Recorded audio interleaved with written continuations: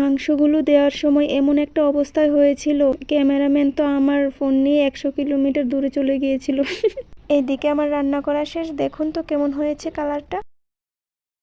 আসসালামু আলাইকুম এভরিওয়ান, আশা করি সবাই ভালো আছেন। আমিও আলহামদুলিল্লাহ আপনাদের দোয়ায় এবং আল্লাহর রহমতে অনেক ভালো আছি। তো আজকে আমাদের গাছের লাউ এবং আমাদের বাড়ির পাতিহাঁস দিয়ে কিভাবে রান্না করি তা প্রথম থেকে শেষ পর্যন্ত দেখবেন। কথা বলতে বলতে আমার মাংস কাটা হয়ে গেছে, এবার ধুয়ে নিলাম। এইবার লাউ কাটার পালা।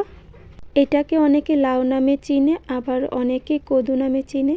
আপনারা কে কী নামে চিনেন অবশ্যই কমেন্টে জানাবেন। অর্গানিক সবজি আমার অনেক পছন্দের, এতে কোনো রকমের সার থাকে না আর খেতেও অনেক মজা হয়। তো দেখতেই পাচ্ছ এখানে সব ধরনের মশলা বাটা হয়ে গেছে, আর এখানে মাংস, এখানে লাউ বা কদু। মাংসতে যা যা মশলা দেওয়া লাগে সব কিছু এখানে আছে। এখন সবগুলো নিয়ে মাংসটাকে ভালোভাবে ম্যারিনেট করে নেব। লাউ দিয়ে মাংস রান্না কার কার কাছে পছন্দের অবশ্যই কমেন্টে জানাবেন। আমার তো হালাল যে কোনো মাংস দিয়েই লাউ পছন্দের। এইদিকে মাংসগুলোকে ভালোভাবে মশলার সাথে ম্যারিনেট করে নিচ্ছি, যেন মশলাগুলো ভালোভাবে মাংসের সাথে মিশে যায়। মাংসগুলো ম্যারিনেট করা হয়ে গেছে, এখন কড়াইতে তেল দিয়ে দেব। এটা খাঁটি সরিষার তেল, তাই তেলটা গরম হওয়া পর্যন্ত অপেক্ষা করতে হবে, তা না হলে তেলের কাঁচা ভাবটা যাবে না, পরে মাংসের মধ্যে তেলের কাঁচা গন্ধটা রয়ে যাবে। তেল গরম হয়ে গেছে, এখন এর মধ্যে পেঁয়াজ কুচি দিয়ে দিলাম, তারপর তেজপাতা দিয়ে দিলাম। এখন ম্যারিনেট করা মাংসগুলো দিয়ে দেব।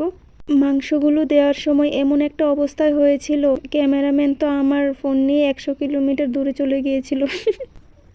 আসলে এটা ক্যামেরাম্যান না, ক্যামেরা উইমেন, মানে আমার ছোট বোন ছিল। তারপর তাকে আবার এনে ক্যামেরা নিয়ে দাঁড় করালাম। এইদিকে মাংসগুলোকে ভালোভাবে কষিয়ে নিচ্ছি।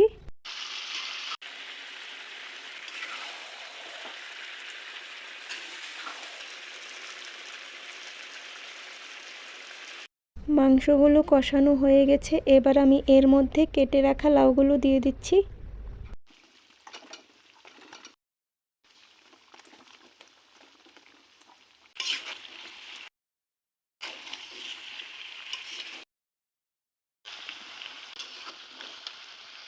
ভালোভাবে নাড়াচাড়া করার পর এবার আমি ঢাকনাটা দিয়ে দিব। আমি কিন্তু এখানে কোনো রকমের পানি অ্যাড করিনি।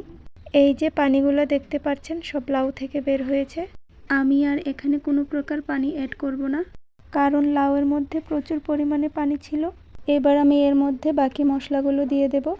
এখানে লং, এলাচ, গোলমরিচ বাটা ছিল, অর্ধেকটা দেওয়া হয়ে গেছে, আরও বাকি অর্ধেকগুলো এখন দিয়ে দিচ্ছি। এর মধ্যে কোনো রকম পানি অ্যাড করিনি, তার জন্য খেতে অনেক মজা হয়েছিল। এখন ভালোভাবে নাড়াচাড়া করে নেব। আমার কাছে এইভাবে লাউ রান্না করে খেতে অনেক ভালো লাগে। আপনারা লাউ কিভাবে রান্না করে খেতে ভালোবাসেন অবশ্যই কমেন্টে জানাবেন। এদিকে আমার রান্না করা শেষ, দেখুন তো কেমন হয়েছে কালারটা। টেস্ট করার জন্য ছোট বোনকে দিলাম, সে মুখে দিতেই বলল দেখতে যেমন হয়েছে তার চেয়ে দ্বিগুণ হয়েছে এর স্বাদ। ভিডিওটি ভালো লেগে থাকলে অবশ্যই লাইক, কমেন্ট, শেয়ার দিয়ে পাশে থাকবেন। সবাই ভালো থাকবেন, সুস্থ থাকবেন। টাটা, বাই বাই, আল্লাহ হাফেজ।